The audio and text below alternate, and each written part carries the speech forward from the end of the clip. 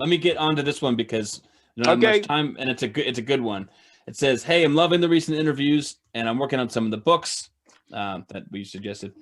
I have to be honest, I'm not working in an area with a lot of thoughtful substance use treatment providers. People act like they get it, but still push abstinence. I work in a community mental health setting and find myself in conflict with the treatment being provided often.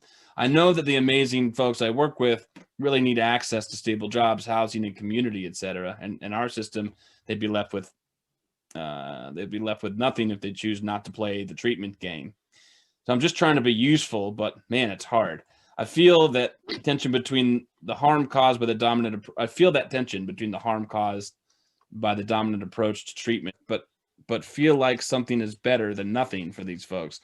I don't hide my thoughts, but I know that the unspoken often becomes assumed to be the dominant cultural message about substances. Anyway, do you have any recommendations about where I could plug in? I mention often the ugly, hateful letters like Stanton Peele, UPOS, that I get now from Gabor's followers. But I've gotten thousands of them over my career from diseased people. I wouldn't say I've gotten thousands of letters like this. Maybe I've gotten 1,000 letters like this. Not as many as the ones who hate me, but guys or people who are working within the system, who feel it's harmful, who've had different experiences. So you and I know a person like that. Sean's a guy in my neighborhood that you met online who came out of that background, who underwent that kind of a treatment, who worked in that kind of an agency. And eventually, he said, this doesn't work for me or for the people that I'm working for. I'm going to create an alternative type of approach that he practices as a private therapist. And when I meet with him, I always try and convince him to try and go out and create a kind of a program. But that's what we're doing. We feel that you can help people without convincing them that they have a disease, that they're never overcome, that it's biologically programmed. We feel that you should be able to help people. And our justification is, somebody could write a letter and say, if you believe that most people overcome addiction naturally, why the hell do you have a service that helps people? Because the average half-life for cocaine dependence is 5 years, for marijuana, 6 years.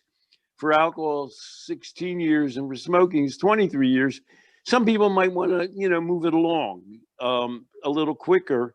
And since we've seen it happen and we've worked with people and we've undergone these experiences ourselves, we feel that we can help them in that process.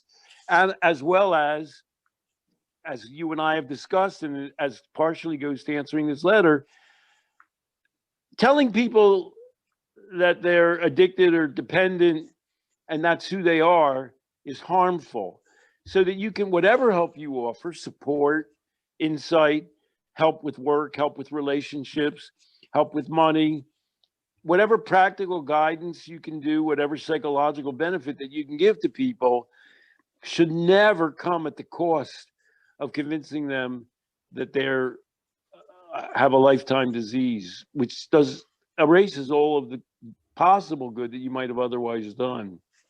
And as for the last tag of that message, he says, do you have any advice about where to plug in? I think that's where he's trying to say is like, I don't know, what do I create something? Is there somewhere I can go to? Well, the easiest thing to do, we have to give a shout out.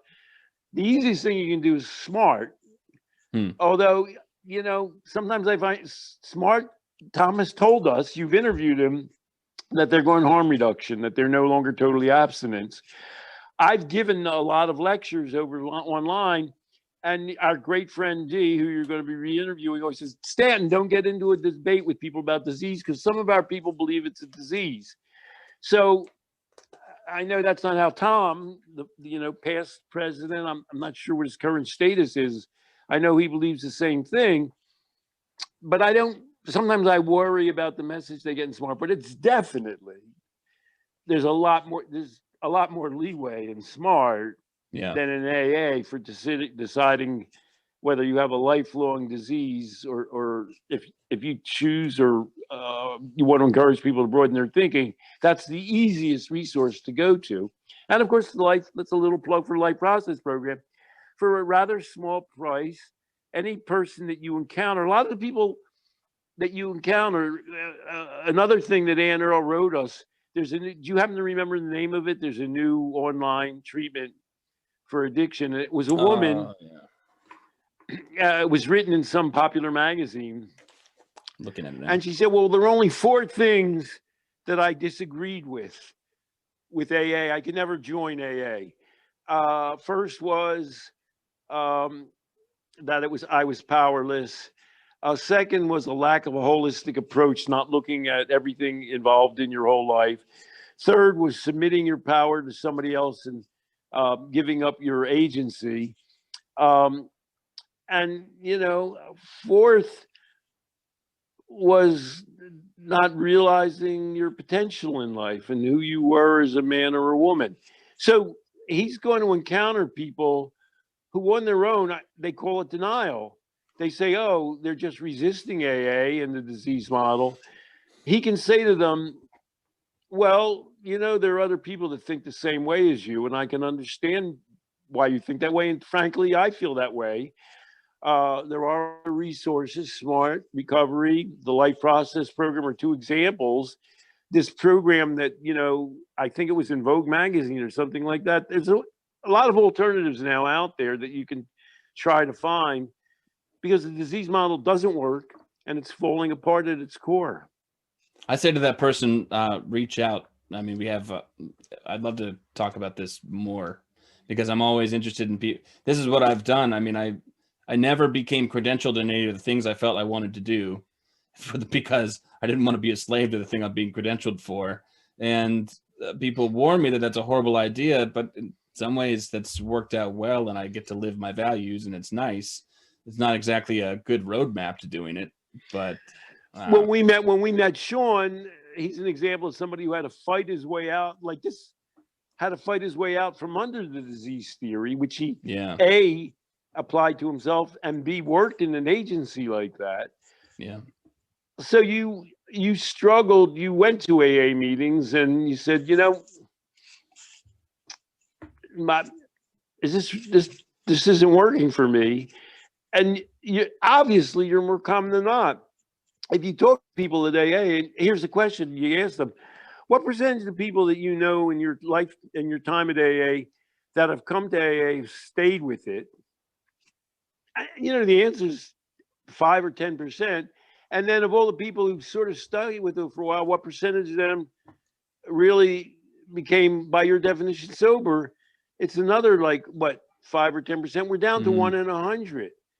So the question is, what about the other 99 out of 100 who just weren't attracted enough to even try to deal with it in the first place, and who, even if they tried for a while, couldn't really make it stick or work for them?